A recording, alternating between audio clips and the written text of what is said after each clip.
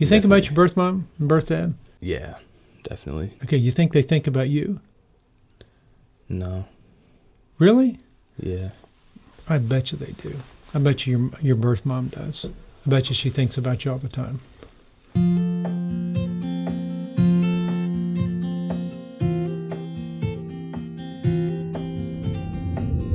Caleb, tell me a little bit about yourself. How did you end up coming to Heartlight?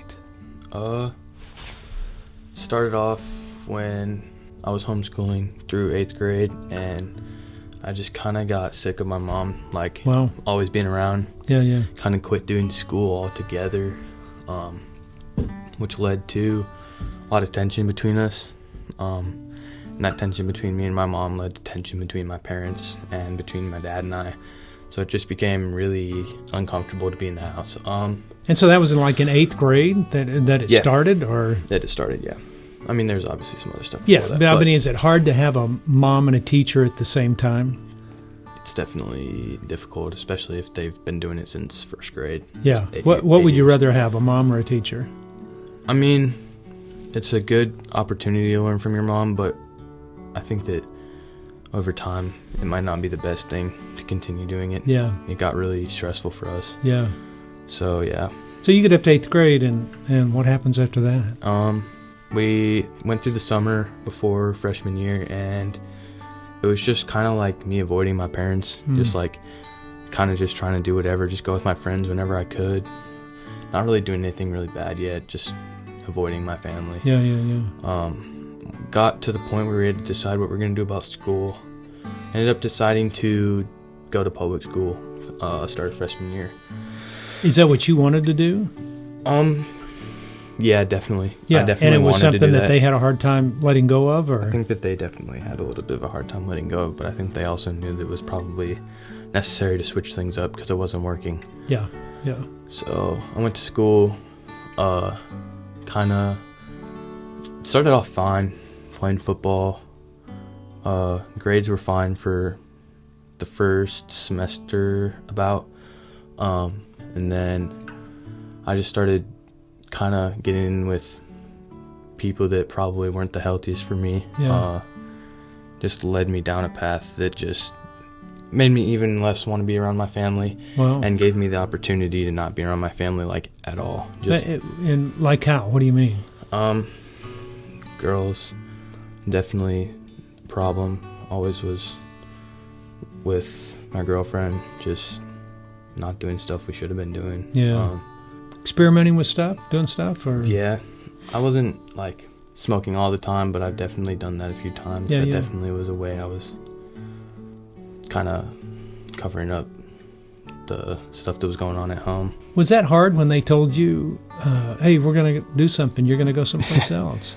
Yeah. All right. Well, it's kind of funny. That morning, they told me, I was like, hey, I'm going to go to my girlfriend's house after school, and they're like, okay, but you need to be back by 5:30. I was like, that's weird, they never tell me that. And then I was really anxious, and I overthought about everything, and I knew stuff was going wrong with the family. So at school I was just like, bro, what if they're sending me away? So I started texting them. I was like, if you guys are sending me away, I'll kill you. I'm not even kidding. Wow. And they just kind of ignored the texts all day. And so I just went to my girlfriend's house after school, and then they texted me that these family friends that were kind of almost like aunt and uncle, almost, but they were my friends. They came. They were coming to pick me up and take me back home. And I was like, I'm not gonna fight against them because I didn't have any problem with them. So I went with them. Sat down in the living room. My parents were like, "You're gonna go to Texas for 9 to 12 months." Did you see it coming?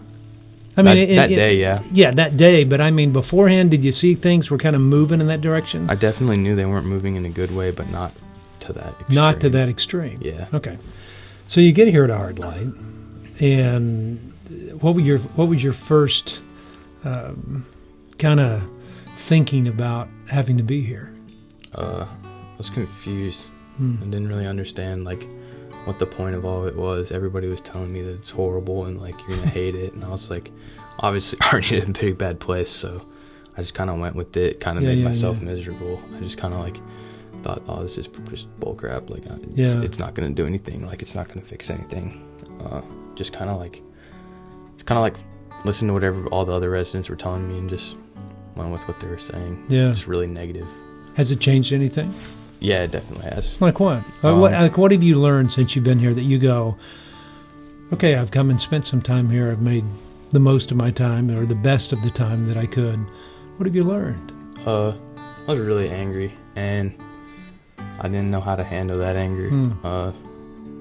When I got here, any little thing would just send me into a spiral of like ripping doors off walls, punching holes in walls, screaming at people, getting into fights.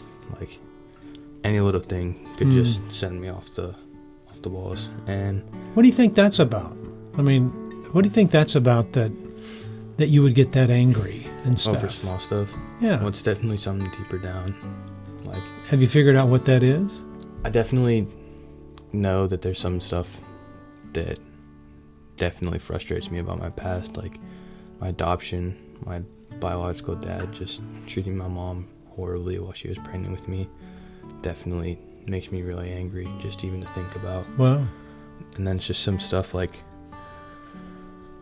I don't know, just my childhood. I just always was just angry. I don't know why. Wow. It might just partially just be kind of who I am, but here I've been able to figure out how to like put that anger into good things like working out. Or do you think, I mean, here's the thing that I've always seen, because we have a lot of kids that have been homeschooled, and do you think the social engagement, that there was something that you missed in being with other people in school, that now you're in 8th grade, 9th grade, and now you're having to go out, and so everything you're wanting, of course you want. I mean, you're trying to fit in, you're trying to get in with the news, you got a girlfriend, all that stuff.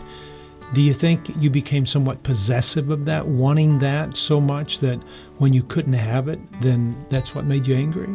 It definitely played some part. I was angry before that, but it definitely was true. Like, I didn't want to lose all that I had gained, even though like it wasn't actually as good as I thought it was. Yeah. You think about your birth mom and birth dad? Yeah, definitely. Okay, you think they think about you? No. Really? Yeah. I bet you they do. I bet you your birth mom does. I bet you she thinks about you all the time. That's interesting that you couple, when you look at, adoption, you look at, being abandoned by one family, accepted by another, homeschooled, the anger issues. If you had to look back and say, okay, but this is how I know that I'm different today than where I was even a year ago, what would you say? A lot more mature. Definitely know how to think through situations and do the right thing. I know I can do the right thing. I've learned how to build relationships with people. I didn't know how to do that before. Is your relationship with your parents better? Oh, yeah. Good. Yeah. For sure. Yeah. It's a lot better. Well, cool. Like, I actually want to go home now. Wow, that's pretty cool. I definitely didn't want to when I first got here. Yeah. So you love your parents? Yeah. Think they love you?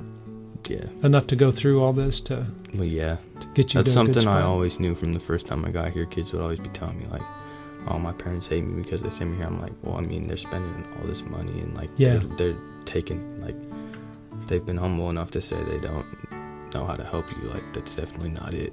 Yeah. Yeah. I think they do. Well, look, thanks, man. Thanks for telling your story. Problem. I mean, it goes quick but you're a stud. You're just you're a wonderful guy. You really are. Thank you. Cool. Thanks, you bet.